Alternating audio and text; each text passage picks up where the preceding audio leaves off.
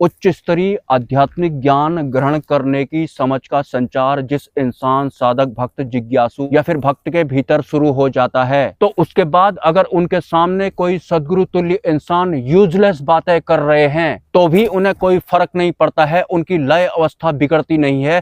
उच्च स्तरीय आध्यात्मिक ज्ञान ग्रहण करने की जो समझ का संचार एक बार उनके अंदर हो जाता है, वो उसके बाद खंडित नहीं होती है। अगर उनके ही सामने उनके ही सदगुरु कोई यूजलेस बात भी कर रहे हैं तो हो सकता है वो आपकी परीक्षा भी हो सकती है कि अभी तक तो तुम्हारे मन माफिक वचन या फिर वाणी सुनने को मिल रही है, अगर दो चार शब्द बीच में कुछ ऐसे बोल दिए जाएं कि तुम अंदर से हिल जाओ या फिर जो तुम्हारी समझ है वो थोड़ा खंडित हो जाए, तो कुछ साधकों की लय तो कुछ समय के लिए बिगड़ ही जाती है, कुछ की तो हमेशा हमेशा के लिए ही बिगड़ जाती है।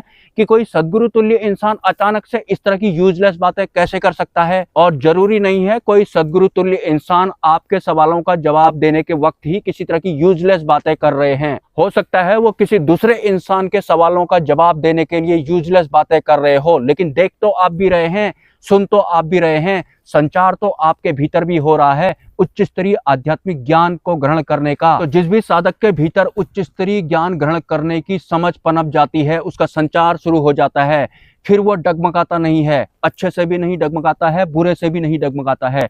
ना उसे अच्छे का ख्याल होता है, ना फिर वो बुरे को तवज्जो देता है, ना वो सुख को तवज्जो देता है, ना फिर वो दुख को तवज्जो देता है। उसे भास हो जाता है ये अच्छा और बुरा, सुख और दुख जितने भी इस भौतिक जगत में चलते हैं, या फिर जब मैं माया के अधीन हुआ करता था, माया द्वारा, मन द्वारा, दिमाग द्वारा मेरा जीवन चलाया जा रहा होता था, जिस वक्त मेरे लिए ये संसार ही सब कुछ था, यही मैं बहुत कुछ करना चाहता था या फिर करना चाहती थी। इसी माया रूपी संसार में एक दिन मुझे ठोकरें मिलना शुरू हो जाती हैं, मेरे साथ कुछ गलत हो जाता है, या फिर अपनों ही द्वारा मेरे साथ धोखा कर दिया जाता है, या फिर कुछ न कुछ मेरे साथ माया रूपी संसार में ऐसा हो जरूर जाता है कि मेरी आध्यात्मिक जर्नी शुरू हो जाती है। लेकिन जो आध्यात्मिक जर्नी की शुरुआत मैंने की है, क्या मेरी स्पिरिचुअल जर्नी एज ए सांसारिक के तौर पर मैंने शुरू की है कि स्पिरिचुअलिटी का सहारा लेकर मैं अपने भौतिक जीवन को, जो कि डगमगा गया था, दोबारा से ट्रैक पर ले आऊंगा और दोबारा से इस माया रूपी संसार में ही खप जाऊंगा? या फिर आपकी आध्यात्मिक जर्नी इस बेस पर शुरू हुई है कि मैं इस माया रूपी संसार से, इस शरीर से, इस प्रकृति से, इस प्रारब्ध से,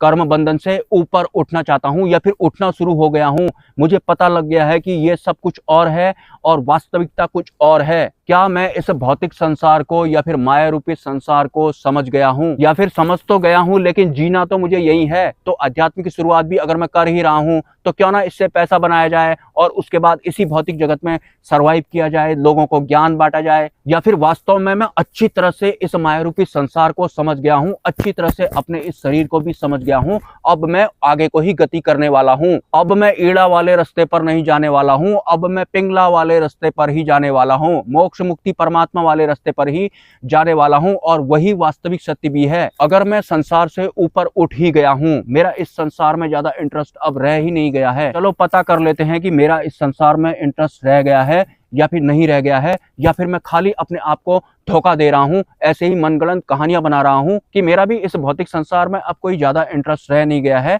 मुझे अब आध्यात्मिक जगत में कुछ करना है। तो मुझे एक गुरु टकराए जिन्होंने कि मुझे काम, क्रोध, लोभ, मोह, भय के बारे में बताया, लेकिन उन्होंने मुझे साथ में ये भी कहा कि तुम अगर मेरी शरण में आना चाहते हो, मेरा सानिध्य प्राप्त करना चाहते हो, तो तुम्हें पूरी की पूरी संपत्ति दान करनी होगी, त्याग करनी होगी। तो बहुत ज्यादा समय मैंने अपनी संपत्ति के साथ बिताया है, इस भौतिक जगत के साथ बिताया है।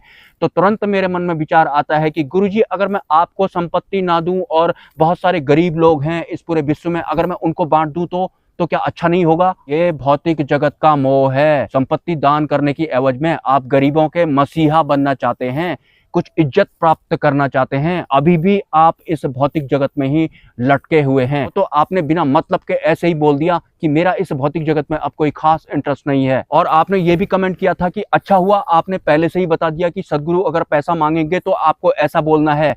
बिल्कुल भी आपकी ये समझ काम नहीं आने वाली है और आप सदगुरु के सानिध्य में रहने की पात्रता बिल्कुल भी नहीं रखते हैं, 0% भी नहीं रखते हैं। आपने क्या सदगुरु को कोई टास्क समझ रखा है कि आपको ये पता लग गया उसके बाद आप सदगुरु से ये जान लेंगे, या फिर कोई अन्य तरह का सवाल अगर होगा तो वो भी हमें पता लग जाएगा, तो उसके बाद भी वो एक तरह का टास्क ही हो गया? टास्क नहीं होते हैं सदगुरु, परमात्मा कोई टास्क नहीं होते हैं, तैयारी या फिर प्रयास नहीं करना पड़ता है उच्च स्तरीय मार्गों के लिए। सतगुरु के सानिध्य में आप जाना चाहते हैं और भौतिक जगत वाली तैयारी के साथ, भौतिक जगत वाली समझ के साथ आप सदगुरु के सामने जाना चाहते हैं और उन्हें जवाब देना चाहते हैं कि आपको मैं अपनी संपत्ति ना दूं, गरीबों में बांट दूं, तो वो तो और भी अच्छा होगा। बोलिए आप क्या बोलते हैं? सतगुरु कोई स्टोरेज नहीं है कि वहां से निकाल निकाल के आप इकट्ठा करते जाएंगे अपने अंदर, या फिर बाहरी तत्वों की जितनी भी स्टोरेज होती हैं उनसे आपने थोड़ा थोड़ा ज्ञान इकट्ठा करके अपने आप को तैयार कर लिया और पहुंच गए आप सदगुरु के आगे। हर कोई इंसान जो मोक्ष मुक्ति की बात इस पूरे ब्रह्मांड में कर रहा है, मैं आपको सच बताऊं तो 1% लोग भी पात्रता नहीं रखते हैं। 1% से भी कम लोग होंगे इस पूरे पृथ्वी लोक में जो परमार्थ के मार्ग पर चलने के अनुकूल होंगे। उनका अंतकरण इस लेवल का होगा, उनकी आध्यात्मिक समझ उस स्तर की होगी, क्योंकि जैसे आप आंतरिक स्तर पर होते हैं उसी लेवल की आध्यात्मिक उपलब्धियां भी आपको प्राप्त होती हैं। और आंतरिक स्तर का बिल्कुल भी आपकी भौतिक जगत वाली समझ से नहीं है, कहीं से कहीं तक नहीं है। जो भी सदगुरु में आने से पहले भौतिक जगत के हिसाब से तैयारी कर रहे हैं, अपने दिमाग को तैयार कर रहे हैं, या फिर अपने मन को तैयार कर रहे हैं, या फिर किसी भी तरह से अपने आप को तैयार कर रहे हैं। 1000 लोग जो सदगुरु के द्वार पर पहुंचते हैं, 999 लोग टर्मिनेट हो जाते हैं। उनमें से किसी किसी को सदगुरु को शिष्यों द्वारा बुरा भी बोलना पड़ता है, क्योंकि उनको समझ में भी नहीं आ रहा होता है। कीमत कुछ भी नहीं होती है, सब कुछ फ्री होता है, पूरी जिंदगी आप उनके सानिध्य में रह सकते हैं, लेकिन 999 लोगों को टर्मिनेट किया जाता है। ये एक वास्तविक सत्य भी है। परमार्थ में चलने वाले लोगों की बात कर रहा हूँ, आध्यात्मिक स्तर के सबसे उच्च स्तरीय समझ की बात मैं कर रहा हूँ। आप में से जितने भी लोग ये वीडियोस देखते हैं, 99 से भी ज्यादा प्रतिशत लोग सिर्फ और सिर्फ ज्ञान ठूस रहे हैं अपने अंदर।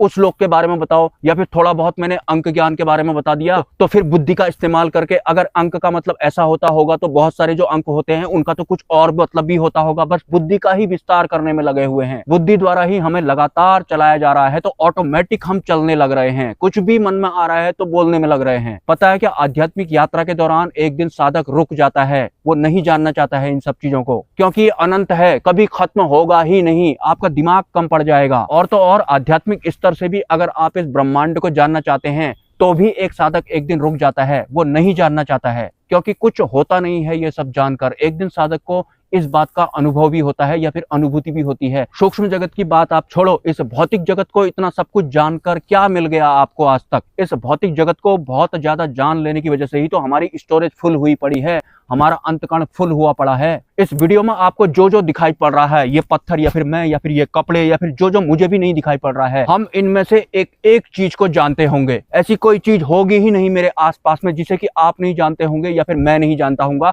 या फिर बुद्धि का इस्तेमाल करके हम इसे नहीं जान लेंगे। लेकिन क्या हो जाएगा जानकर? ऐसे ही तो ऑटोमेटिक चलने वाली बुद्धि ने हमको ये सब जनवाया है, और जानना ही सबसे बड़ी दिक्कत होती है। जानने में ही हम लोग फंस जाते हैं। और सदगुरु के मामले में भी लोगों ने जानना ही समझ रखा है। वो सोच रहे हैं कि उनको भी जान ही लेते होंगे, वो मोक्ष मार्ग भी जानने वाला जैसा ही होगा जैसा कि ये है। नहीं होता है मोक्ष मार्ग भौतिक जगत की तरह जानने वाला जैसा। वहां साधक एक दिन रुक जाता है। वो समझ ही अलग होती है। समझ भी मैं एक शब्द का इस्तेमाल कर रहा हूँ, वो अलग ही संचार होता है, वो भीतरी एक संचार होता है। ये समझ, शब्द, परमात्मा, ये जितने भी हमने अपने अंदर भरे हुए हैं ये शब्द, ये सब जान जान कर ही भरे हुए हैं। इनकी अवस्था में हम कभी उतरे नहीं हैं। खाली एक शब्द का पता लग गया हमारे बौद्धिक बल को कि परमात्मा नाम की एक चीज होती है। वास्तव में जो कौरव थे या फिर जो पांडव थे, जिनके पास बहुत तरह की सिद्धियां होती थी, उनके पास भी परमात्मा को ग्रहण करने की उच्च स्तरीय आध्यात्मिक समझ थी ही नहीं। देखा होगा आपने अर्जुन को, इस भौतिक जगत में किस हद तक उनकी जड़ें जमी हुई थी। शुरू से लेके लास्ट तक वो गिड़गिड़ाने में ही लगे हुए थे। मैं ये कैसे कर दूं, मैं वो कैसे कर दूं, मैं मार दूंगा, मेरे पास इतनी शक्तियां हैं, मेरे पास इतने हाथियों का बल है। और दूसरी पार्टी जिन्हें की कौरव कहा गया था, मैं तुम्हें ये सब नहीं दूंगा, जो करना है कर लो, मर जाएंगे तो मर जाएंगे, नहीं दूंगा तो नहीं दूंगा। और महाभारत में जो श्री कृष्ण अवतरित हुए थे वो पर ब्रह्म स्वरूप में आए थे। पर ब्रह्म स्वरूप मतलब पूर्ण परमात्मा वाले स्वरूप में वो नहीं आए थे। पर ब्रह्म अवस्था एक ऐसी अवस्था होती है, हम चाहें तो इस भौतिक जगत में आए और हम चाहें तो ना आए, लेकिन परमात्मा की अवस्था वो जरूर होती है, लेकिन पूर्ण परमात्मा वाली अवस्था नहीं होती है। और वो अवस्था मेरे अंदर भी है और आप सब लोगों के अंदर भी होती है। वास्तव में उस अवस्था के लिए भी एक आध्यात्मिक समझ की जरूरत पड़ती है, जो कौरव और पांडवों में तक नहीं थी। अगर समय रहते इंसान, साधक, भक्त, जिज्ञासु, कौरव, पांडव अगर परमार्थ के मार्ग पर नहीं चलते, मोक्ष मार्ग पर नहीं चलते, माया के आवरण से बाहर निकलने का प्रयास नहीं करते, तो माया द्वारा एक साथ सभी का ठेका कर दिया जाता है। जैसा कि कौरव और पांडवों के साथ किया गया था। दोनों पक्ष एंड तक संसार से, मोह से, माया से ऊपर उठ ही नहीं पाए थे। लेकिन सच बताऊं तो हमारे इस भौतिक जगत में जो आजकल इंसान सरवाइव कर रहे हैं, कुछ कुछ इंसानों में मुझे वो समझ देखने को मिलती है और मुझे बहुत खुशी मिलती है जब मुझे कोई ऐसा इंसान दिख जाता है जो किसी उच्च स्तरीय संत के सानिध्य में है। उसकी जो समझ है वो सदगुरु को भली भांति समझती है, या फिर वो मोक्ष भी प्राप्त कर लेंगे, वो आगे को गति भी कर लेंगे। उनके लिए ये कोई विषय है ही नहीं कि मैं अपनी संपत्ति तुम्हें ना देकर गरीबों में बांट दूं तो। लेकिन सदगुरु ने अगर आपसे संपत्ति दान करने को बोला है तो उसका जवाब बिल्कुल भी ये नहीं है कि मैं अगर गरीबों में बांट दूं तो, या फिर हाँ मैं छोड़ देता हूं, मुझे कोई मतलब नहीं, मेरे पास क्या था मैं सब भूल जाऊंगा। ये भी नहीं है उसका जवाब। ये भी एक समझ है, समझ भी नहीं है, ये एक संचार है, ये एक भीतरी संचार है। इसकी शुरुआत आपके भीतर अभी हुई ही नहीं है, और जब तक आपके भीतर वो उच्च स्तरीय आध्यात्मिक संचार शुरू नहीं हो जाएगा तब तक आप उच्च स्तरीय ज्ञान ग्रहण नहीं कर पाएंगे।